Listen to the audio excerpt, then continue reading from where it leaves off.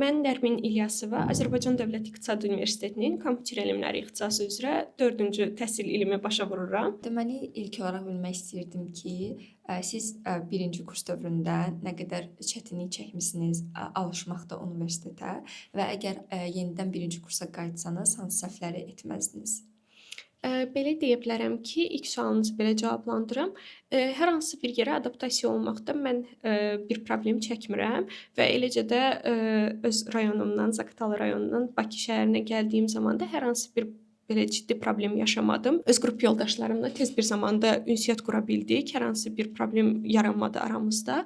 Ondan da əlavə dərslərdə müəyyən qədər bəli çətinlik oldu. Çünki mənim qəbul olduğum il araşdırdığıma görə UNEC-də bütün imtahanlar sadəcə test formasında keçirilirdi. Lakin mən qəbul olduqdan sonra bu qayda dəyişildi və biz həm yazılı, həm də test formasında imtahanlar verməyə başladıq. Bu hissə məndə biraz çətinlik törətdi, lakin digər hissələr o qədər də çətin deyildi mənim üçün. Birinci kursa qaydası olsam, ingilis dilimi inkişaf elətdirərdim, elə məhz birinci kursdan.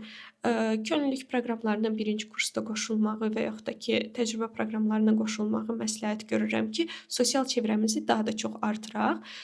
Bundan əlavə, IT üzrə əgər irəliləmək istəyiriksə, məqsədimiz varsa, bazı biliklərimizi genişləndirməliyik, fundamental olan anlayışları öyrənməliyik. Daha sonra həmin o fundamental anlayışların üzərindən biz rahat şəkildə çətin məsələləri öyrənə bilərik. Üçüncüsü isə onu deyə bilərəm ki, ən vacib olan hissə budur. IT üzrə hansı sahə üzrə irəliləmək istəyirik, bunu dəqiq şəkildə müəyyənləşdirmək lazımdır. Müəyyənləşdirdikdən sonra həmin sahə üzrə dərin biliklər əldə edərək özümüzü inkişaf elətdirməliyik. Çox sağ olun ətraflı məlumat verdiyiniz üçün. Siz bayaq bildirdiniz ki, deməli birinci kursda siz öyrəndiniz ki, həm yazılı, həm də test üsulu imtahanlar verəcəksiniz. Bəli. Ümumiyyətcə imtahan zamanı siz çətinlik çəkirdinizmi? İmtahan sistemi necə idi? Kəsilən tələbələr olurdumu? Çətin idimi? Asan idimi? Bu haqqda biraz məlumat verərsiniz. İlk öncə bəli, test imtahanı olduğu üçün düşünürdüm ki, daha rahat olar. Sonradan yazılı və test imtahanları olacağını bildirdilər.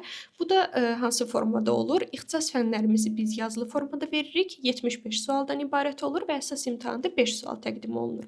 Test imtahanları isə 700 sualdan ibarətdir. Hər birinin variantları və cavabları verilir. İmtahanın özündə 50 sual düşür və hər biri 1 balla qiymətləndirilir.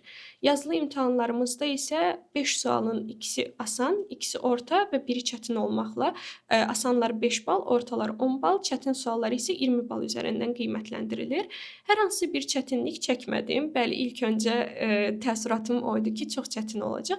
Lakin ilk imtahanımı verdikdən sonra oxuduğumuz zaman, mühazirələrdə müəllimləri dinlədiyimiz zaman, seminarlara hazırlaşdığımız zaman bütün bunları öyrənirik və əsas imtahanda problem yaranmadığını gördük. Əgər öz qrupumdan misal çəkəsi olsam, bizim qrupumuzda kəsilən tələbələr olmurdu.